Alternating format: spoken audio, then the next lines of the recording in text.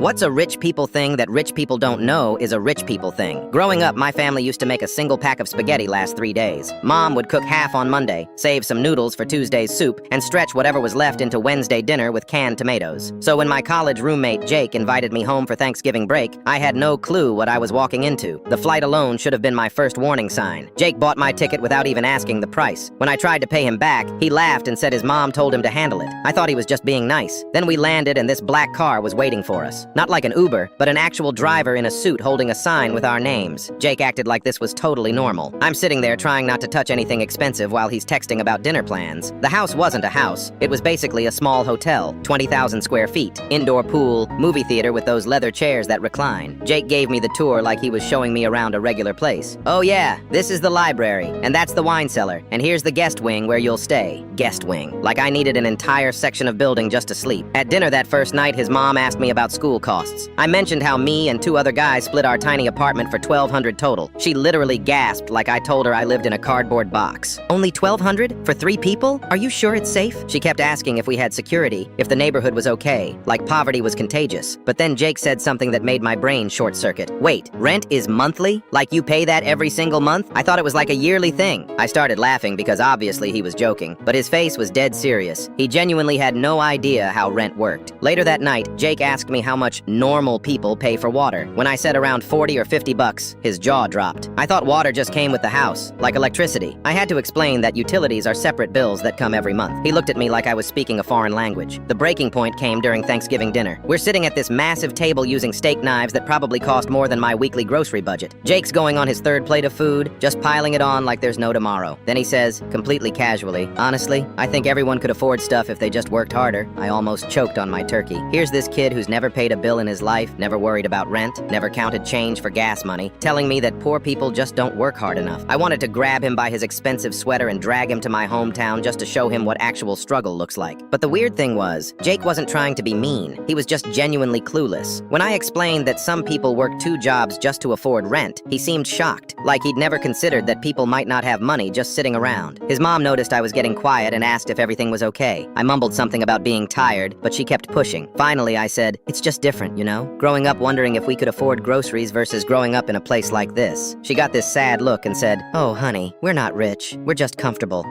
Their house had an elevator. They had a chef who came in 3 times a week. Their garage was bigger than most people's entire houses. But in their world, this was just normal comfort level. Before I left, Jake's mom packed me this huge care package for the week. Imported pasta, expensive chocolates, a bottle of wine that probably cost more than I spent on food in a month. She was being so sweet, but it just highlighted how different our worlds were.